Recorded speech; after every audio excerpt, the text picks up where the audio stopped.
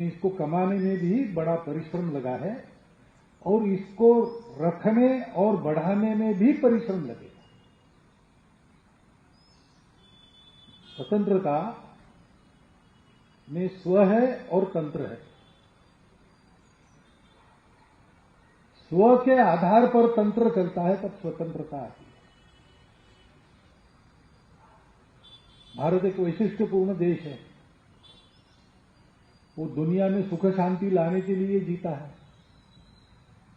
दुनिया को धर्म देने के लिए जीता है। इसलिए हमारे राष्ट्र ध्वज पर केंद्र में धर्मचक्र है।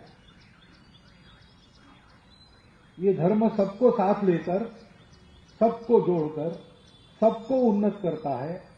इस लोक में और परलोक में सबको सुख देने वाला है। ये धर्म दुनिया को देने के लिए भारत है।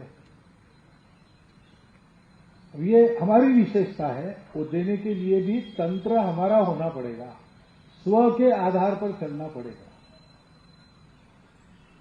तो देश 15 अगस्त 1947 को स्वतंत्र हो गया,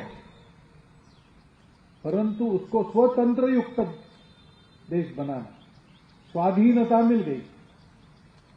अंग्रेज चले गए, हमारे अपने लोगों के अधीन ये देश हो गया। हम इस देश का तंत्र चलाने वालों को हर 5 साल के बाद निर्वाचित करते थे। वो हमारे अपने लोग। हम अपना राज्य चला रहे, हम अपना कारोबार चला रहे, हम स्वाधीन हो गए। लेकिन जिस कारण से स्वाधीन हुए, अपने देश में सबको सुख, स्थैर्य, सुरक्षा, शांति, प्रतिष्ठा मिले। और विश्व जो आज लड़खड़ा रहा है, आज की दुनिया की समस्याओं को देखकर 2000 वर्षों तक अनेक प्रयोग करके भी उसको समस्याओं के निदान मिले नहीं है।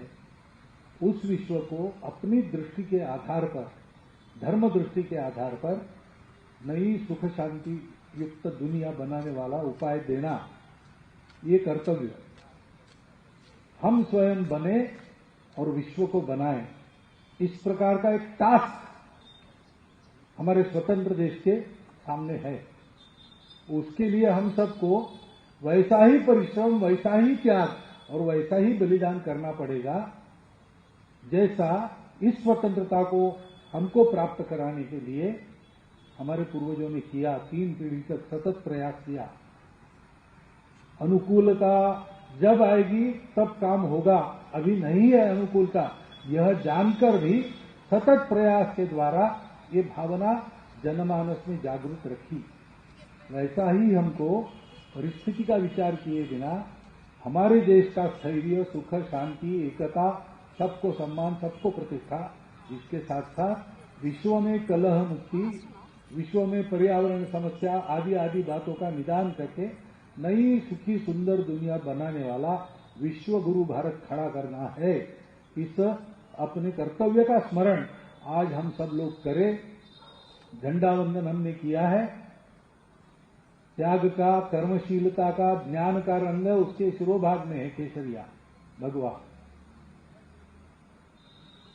शुद्ध चरित्र, निर्मल, अंतर्बाह्य निर्मलता का प्रतीक